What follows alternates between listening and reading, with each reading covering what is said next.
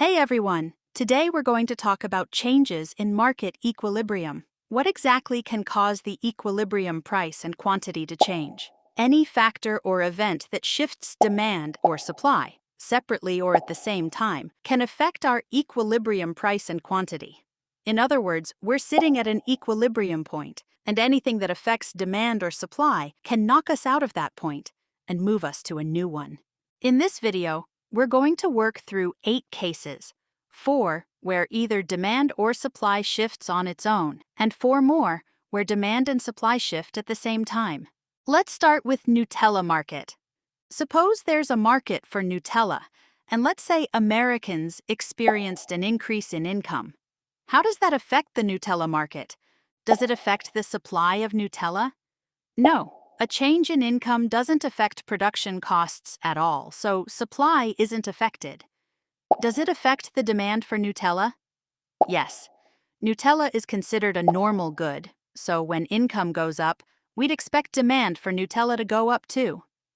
That's a positive effect on demand, so demand shifts to the right. We move from demand curve D1 to D2, and now we've got a new equilibrium point. At this new equilibrium, our price went up, and our equilibrium quantity went up too. So we can generalize this into a finding. For any case where demand increases and supply doesn't change, both price and quantity go up. Suppose there's a market for butter, and let's say the price of margarine, a substitute for butter, drops. Does that affect the supply of butter? No, the price of margarine doesn't change anything about how butter is produced, so supply isn't affected. Does it affect the demand for butter? Yes. Since margarine and butter are substitutes, when margarine gets cheaper, some people switch away from butter and start buying margarine instead. That's a negative effect on demand for butter. So demand shifts to the left. We move from demand curve D1 to D2, and now we've got a new equilibrium point. At this new equilibrium, our price went down, and our equilibrium quantity went down too. So we can generalize this into a finding. For any case where demand decreases and supply doesn't change, both price and quantity go down. If this is starting to click, hit the subscribe button. It really helps the channel grow, and there's plenty more coming. Now let's look at a third example. We've got a pepperoni pizza market that's in equilibrium. We're sitting right at that point. Demand equals supply. And now, the price of tomatoes goes up. Does that increase in the price of tomatoes affect the demand for pepperoni pizza? No. If you think about it, tomatoes and pepperoni pizza aren't substitutes, and they're not complements either. Does it affect the supply of pepperoni pizza? Yes. Tomatoes are actually a production input here, so when the price of tomatoes goes up, production costs go up too. It gets more expensive to make pepperoni pizza. That's a negative effect on supply. So supply shifts to the left. So we move from S1 to S2, and we land on a new equilibrium point.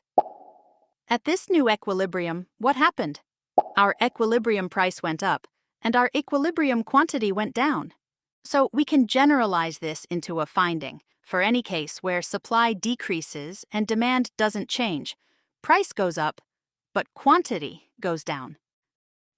Now for our fourth example, we've got a market for coffee, and let's say coffee farmers adopt a new, more efficient technology for processing coffee beans. Does that new technology affect the demand for coffee? No. A change in how coffee is processed doesn't change what consumers want to buy, so demand isn't affected. Does it affect the supply of coffee? Yes. This new technology lowers production costs, so farmers can produce more coffee at the same cost as before. That's a positive effect on supply. So supply shifts to the right. We move from our first supply curve to a second one, and we land on a new equilibrium point. At this new equilibrium, our price went down, and our equilibrium quantity went up. So we can generalize this into a finding. For any case where supply increases and demand doesn't change, price goes down, but quantity goes up. Let's look at the electric vehicle market. Suppose the price of gasoline spikes, and battery technology gets a major upgrade. How do these two events affect the electric vehicle market?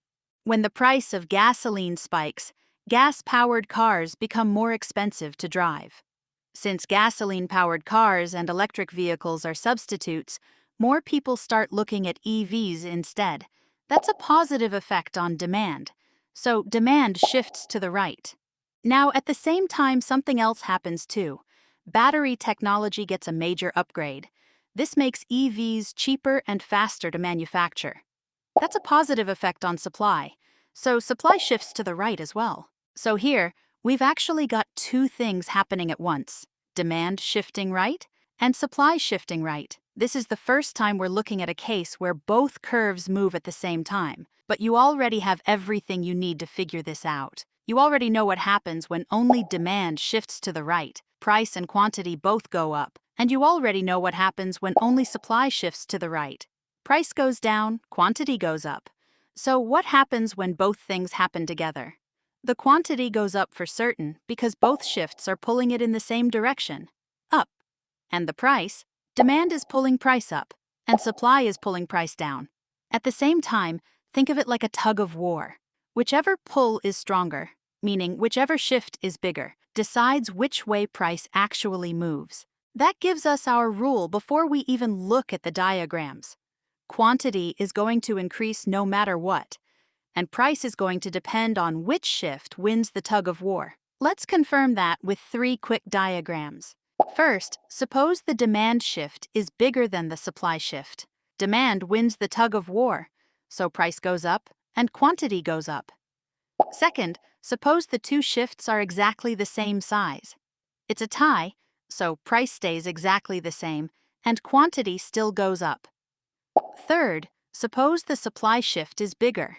Supply wins this time, so price goes down, but quantity still goes up. So we can generalize this into a finding. Whenever demand and supply both increase at the same time, quantity always goes up. But the effect on price is ambiguous, since it depends on which shift is bigger. Now let's move on to a second example of simultaneous shifts, the soybean market. Here, we have two events happening at the same time.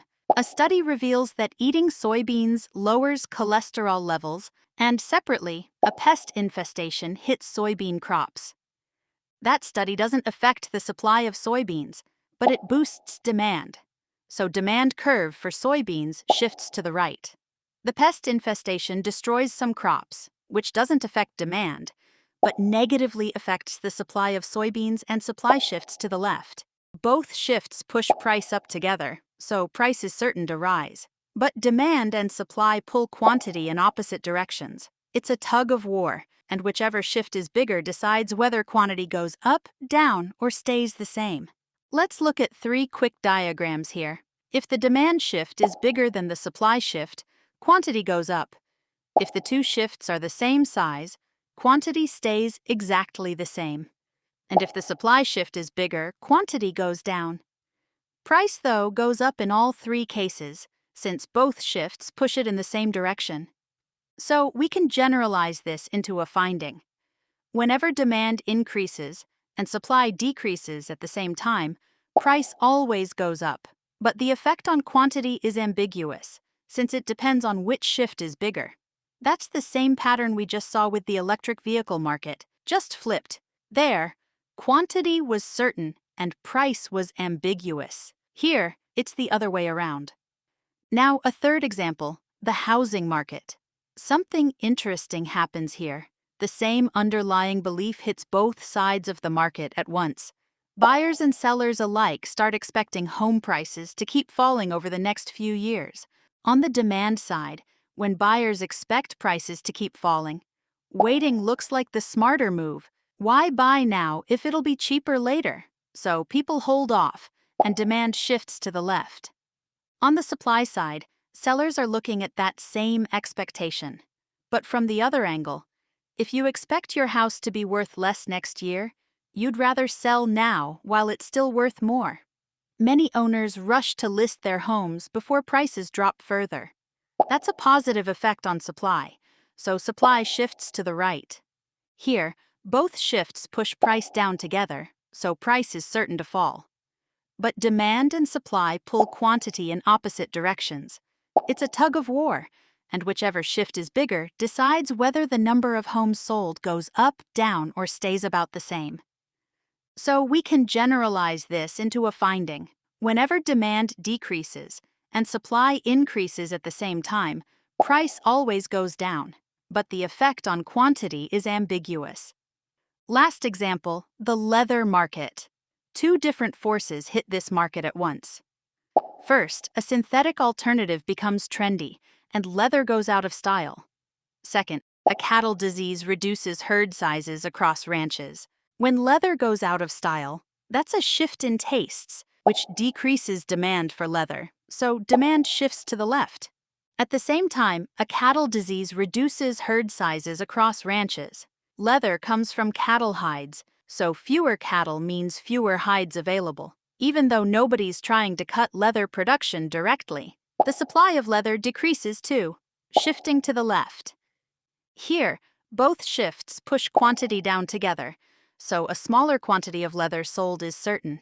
But demand and supply pull price in opposite directions. It's a tug of war, and whichever shift is bigger decides whether price rises, falls, or stays about the same. So we can generalize this into a finding. Whenever demand and supply both decrease at the same time, quantity always goes down. But the effect on price is ambiguous. And that wraps up all 4 simultaneous shift cases. When both curves move the same way, quantity is certain and price is ambiguous. When they move in opposite directions, price is certain and quantity is ambiguous. That's all for today. If you enjoyed the video, don't forget to leave a like and subscribe to the channel. And don't forget to turn on the notification bell so you know when new videos are posted.